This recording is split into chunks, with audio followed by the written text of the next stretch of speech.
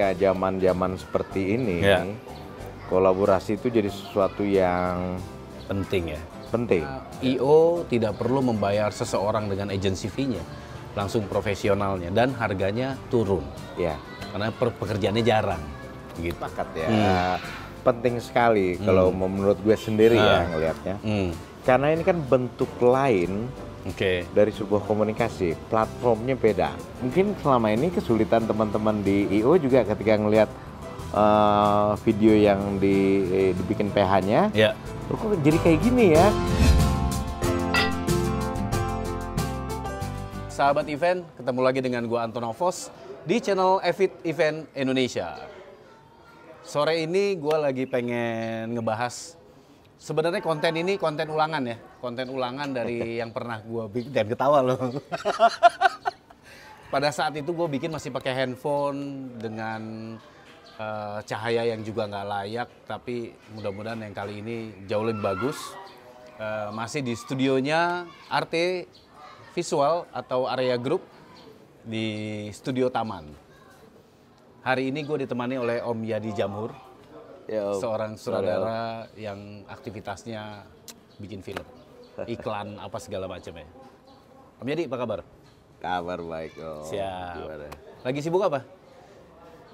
Lagi banyak Perjalanan motor masih kan? masih ya? ada gitu kan. Nggak banyak tuh teman-teman orang-orang yang bisa mengambil gambar sebuah perjalanan tapi terus bisa dibungkus menjadi story. Jadi cerita. Ya agak ribet lo ngambil itunya. Lumayan. Lumayan kan, nyari momennya kan nggak bisa diatur. Ya itu dia. Tantangan pertama itu memang kita nggak bisa ngedirect momen. Jadi lo kayak Standby. nyegat.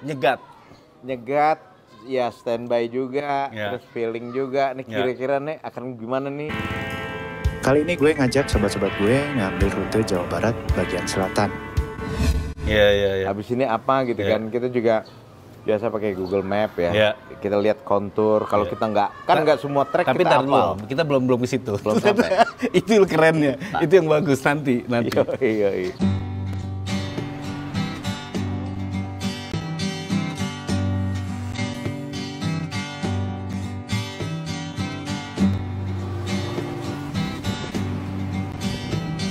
Oke. Gimana Om di bisnis audiovisual? Kita sebutnya apa? Audiovisual? Audiovisual, kreatif dia. Ya mudah-mudahan ini ya. Kita bangkit dari kuburan gitu. Ya. Hampir 2 tahun ya. Asli 2 tahun. 2 tahun ya. Asli 2 tahun. Tiarap. Maret 2 tahun pas. Kita tiarap dulu, lebih banyak bertahan, Ya, gitu kan. ya. Sama sebenarnya sih kesempatan kita juga sebenarnya. Ya. Situasi kayak gitu kita nyari-nyari pola, Ya. pola baru, Ya. pola baru bagaimana menyampaikan pesan, Ya. terutama brand ya, Ya, komersial ya. gitu, menyampaikan pesan brand tetap sampai dari event itu kenapa dibikin seperti ini, seperti itu gitu kan. Mestinya kan ada pesan yang mau Ya. disampaikan. Memang ada 2 jenis. Ah. Ada yang di venue-nya sendiri, di Oke. apa istilah offline, Ya. below the line-nya. Ya. Ada juga di Online. Di online ya. Oke. Above the line-nya. Tapi di zaman Covid, bisnis lo ini jalan terus atau menjadi ada yang harus disiasati gitu? Nggak bisa dibilang jalan terus, banyak yang mandek. Banyak yang mandek ya? Banyak yang mandek. Tapi anak I.O. banyak yang jadi PH loh. Nah, Karena itu dia. pada jago-jago webinar akhirnya. Itu Iya dia. kan? Salah satunya yang rame. Ah, Ya tentu manusia tetap harus interaksi ya. iya. Manusia harus tetap koordinasi. Kenapa lo Karena dari PH lo nggak bikin I.O.? Kan ada gue. gue ilmunya belum sampai, lain lagi itu kan. Nggak, teman-teman barangnya. juga sebenarnya sih kerjasama juga, berkolaborasi lah Kolaborasi. sama teman-teman PH. Nah itu mungkin, sama teman-teman. justru mungkin waktu ketika zaman-zaman seperti ini, Ya. kolaborasi itu jadi sesuatu yang Penting ya. penting, Ya. yang mesti. Ya. Bagaimana ada keterbatasan I.O. Ya. bergerak, create Ya. eventnya, begitu juga sebaliknya. Ya. Nah, gimana caranya dari keterbatasan itu tetap melahirkan, tetap bisa menyampaikan pesan yang tepat. Ya. Gitu loh. Tapi banyak kan Itu sih. orang-orang sekarang yang tadinya di perusahaan terus menjadi sendiri-sendiri. karena perusahaan pada bubar. Pada bubar. Akhirnya dia membawa profesinya ini secara pribadi. Secara individual. Masuk, gitu ya. Artinya IO tidak perlu membayar seseorang dengan agency fee-nya, langsung profesionalnya, dan harganya turun. Ya. Karena pekerjaannya jarang, gitu. Kalau soal harga udah pasti turun semuanya. Istilahnya lo turun juga kan? Istilahnya harga COVID ya. Anjing. Itu beneran. Tapi dengan banyaknya freelance kameramen yang akhirnya sendiri gitu ya, yang perusahaan terancam nggak ya? Mungkin bisa juga terancam sementara gitu kan. Tapi kalau yang punya kapital kuat, ya mereka mestinya bertahan, nyari pola baru, nyari pendekatan baru mestinya. Tapi kalau yang kebanyakan seperti kita yang ya dibilang gede udah pasti enggak, dibilang menengah juga menuju ke sana, atau kecil juga ya segitulah. Itu berasa banget. Nah, sekarang orang sudah mulai bangkit dan mulai connecting values. Jadi nemuin lagi nih orang-orang yang terpencar, yang punya keahlian ini sekarang mulai nyatu lagi nih. Perusahaan-perusahaan, investor-investor mulai bikin lagi yuk gitu, karena event terutama ya dunia gue sudah mulai naik lagi gitu. Di PH udah naik juga, berasa nggak? Sama juga, di PH juga lagi nyusun formatur baru deh. Oh, oke. Ketemu lagi, banyak kan pecah juga. Iya. Terus ketemu lagi yang sendirian di sana, sendirian di sana.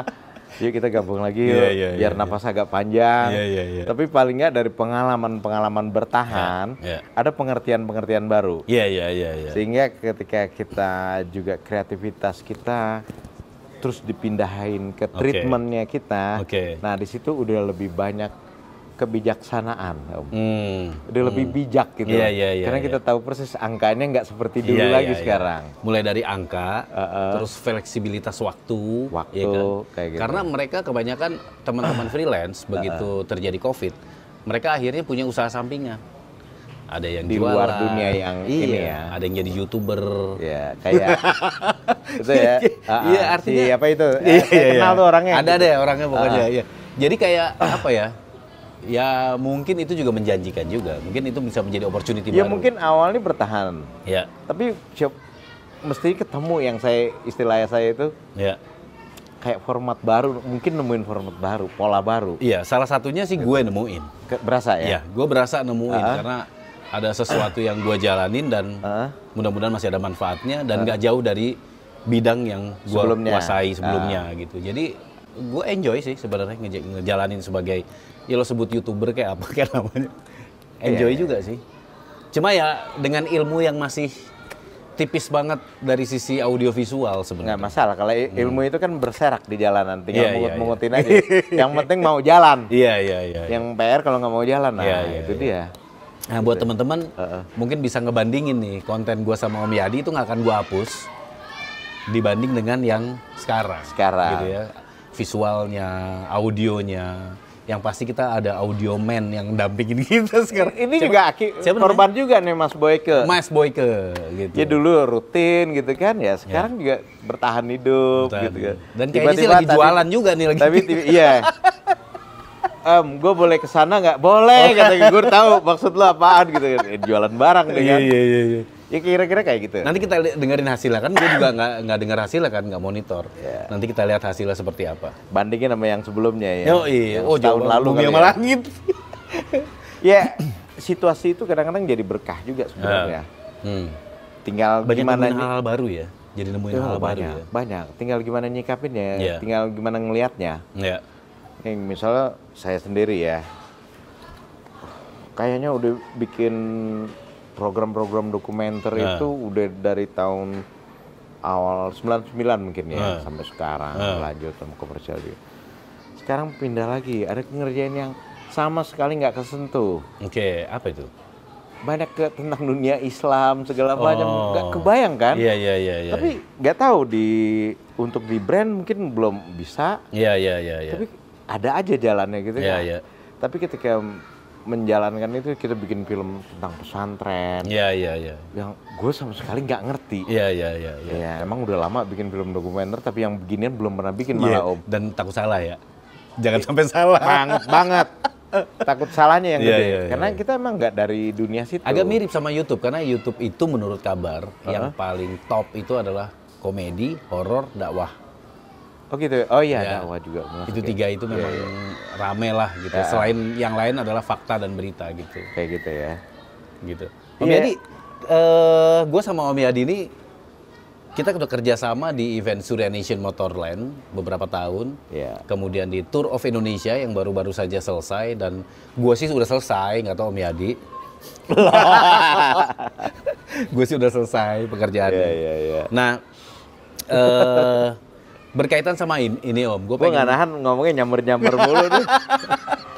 Gue pengen ngobrol obrolan yang waktu itu, biar dengan visual dan audio yang lebih bagus gitu ya. Insya Allah. Mengenai after movie, gitu ya. Gue nganggap bahwa after movie itu juga menjadi tools marketing sebuah perusahaan event organizer.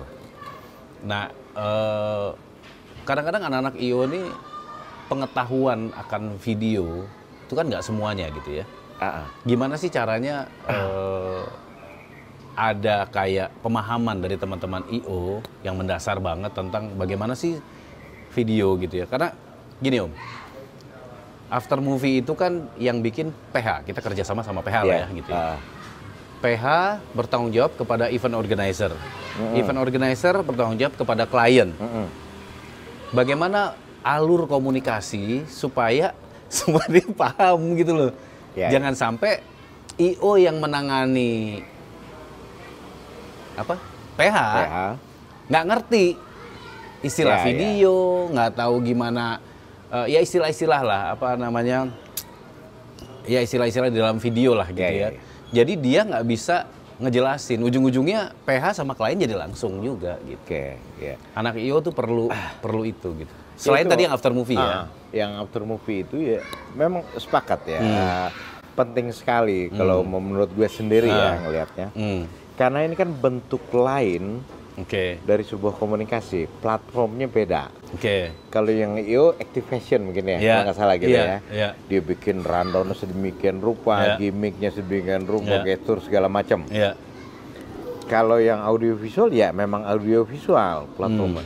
Dan mesti dia bercerita. Nah jadi mungkin antara PH dengan IO satu pemahaman dulu, misalnya terhadap goal dari event ini atau pesan dari event ini mau menceritakan apa, atau dalam tanda kutip kita mau jualan apa nih. Ini yang masih jarang sebenarnya Om. Jadi teman-teman IO teman-teman IO ini nggak semuanya mementingkan after movie. Jadi nyebutnya masih video dokumentasi. Musiknya apa aja, terserah PH-nya gitu. Jadi kasih klien gitu. Padahal di after movie itu menurut lo kan harus bercerita kan? Ya, kita menceritakan event itu, bukan artinya pemilihan lagu bukan harus sekedar sesuai. Mendokumentasikan sesuai rundown. Dari jam 9 sampai jam itu. Sebaiknya nggak begitu.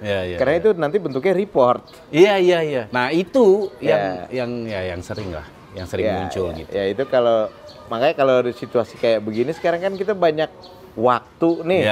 Banyak waktu bisa ngobrol gitu kan. Nah, itulah belajar di situ ya.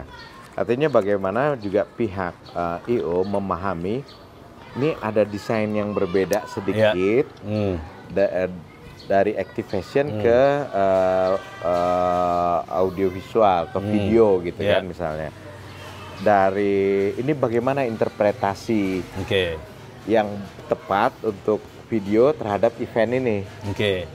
Jadi nggak serta-merta musiknya begini, cut-nya begini. Atau sound effect-nya begini atau grafisnya begini, enggak. Karena semuanya harus punya istilah semacam punya argumentasi kenapa musiknya harus begini. Oh, gue mau bikin emosi penontonnya di sini dulu nih. Tegang dulu nih misalnya. Atau abis itu penasaran dulu, abis itu happy dulu. Itu kan efek di audiovisual ada. Karena di event kan nggak bisa semua orang ngerasain Om. Ya kan live itu kan nggak bisa dirasain, tapi kalau begitu itu menjadi film, itu kan fokus ya. Kita melihatnya akan fokus dan karena intinya beda. Kalau event memang kita ada di sana, kita ngerasain langsung ambience-nya seperti apa. Nah, ini kan kalau di video harus ngakal-ngakalin. Supaya apa yang terasa di situ kita pindahin ke video itu semaksimal mungkin. Yang belum dapat kan efek bau. Aroma itu belum nemu teknologi. Mungkin nggak tahu berapa tahun lagi mungkin bisa. Pakai sensor di sini. Bisa jadi. Metaverse katanya kan mau ada baunya tuh. Bisa jadi kayak gitu. Jangan ada yang boker aja udah dalam metaverse. Itu kan termasuk ambience ya, suasana yang dirasain orang. Nah itu kita pindahin ke screen, ke layar atau ke handphone. Nah itu perlu desain tersendiri. Nah, teman-teman dari IO juga mestinya juga ngasih space supaya ini terjadi. Jadi jangan buru-buru lah ya. Ya maksudnya buru-buru. Butuh persiapan, butuh meeting tersendiri. Nggak bisa diterjemahin kalau di event saat A, di video juga A, misal analoginya kayak gitu. Nggak bisa kayak gitu. Jadi emang kalau di video memang bagaimanapun juga tuh bercerita. Inspirasi bisa hadir di mana saja. Pada hal-hal sederhana yang sebenarnya lebih dari itu. Small things that counts.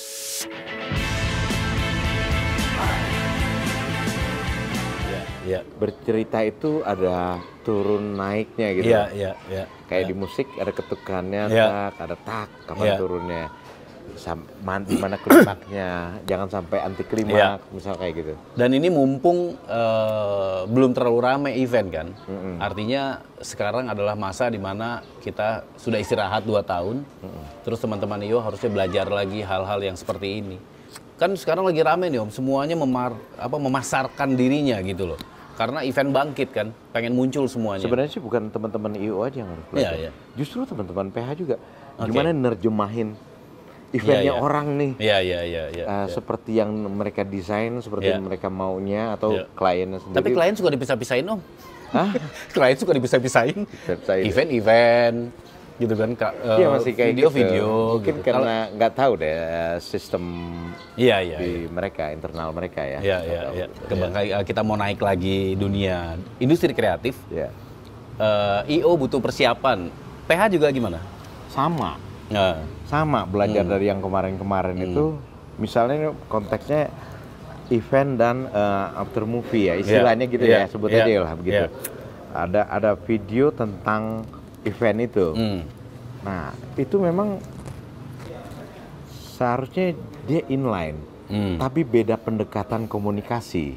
Itu pasti, karena kan platformnya beda, medianya beda. Gitu ya, satu off air, satu lagi memang online lah gitu atau above the line lah gitu kan. Kita juga harus tahu nih video ini siapa penontonnya, segmentasinya. Jadi harus ada desain tentang itu juga. Jadi mungkin ya yang selama ini harusnya masih bisa di increase adalah pemahaman bahwa video-video itu, video tentang event itu memang kita harus bisa bilang kita PH itu nggak boleh mendokumentasikan event. Dia harusnya menceritakan lagi event tersebut. Menceritakan lagi event itu, bukan mendokumentasikan. Mungkin selama ini kesulitan teman-teman di IO juga ketika ngelihat video yang dibikin PH-nya. Kok jadi kayak gini ya, klip-klip aja. Jadi kalau nonton yang namanya dokumentasi, itu kesannya gue nggak mau nonton. Karena gue kan sudah ngalamin langsung di kantor gue, terus tiba-tiba jadi dokumentasinya, gue malas nontonnya. Lebih berasa ketika ngalamin langsung. Nah, tapi kalau itu menjadi after movie yang di konsep, story, gue tuh kayak ngelihat, anjing ternyata matanya kamera tuh beda ya gitu. Jadi kayak baru lagi. Nah itu dia gitu. Salah satu fungsinya audiovisual itu ngasih perspektif baru. Jadi intinya nih, kalau analoginya nih, event itu sebuah ring, ring ya. Orang-orang itu ada di dalam ring. Nah, yang orang bikin video itu harusnya dia di luar ring. Jadi dia ngasih perspektif lain yang nggak sempet dilihat sama teman-teman di dalam ring. Kira-kira gitu deh analoginya. Jadi ketika nonton, kalau yang tadi kan Om Manto bilang tuh, gue kalau nonton video yang ini gue lebih berasa gue di waktu di event. Iya. Karena Oman tuh nggak dapetin perspektif lainnya. Yes. Nah, Plek-ketiplek seperti kita nonton. udah begitu aja gitu kan. Ya sayang, buat apa nih kamera ada? Buat apa ada editing? Buat apa ada semua efek? Buat apa ada penuturan, baik naratif ataupun enggak. Dan sebenarnya gitu kan? Emosional yang dibangun di event bisa nggak berasa juga, hilang kalau didokumentasi.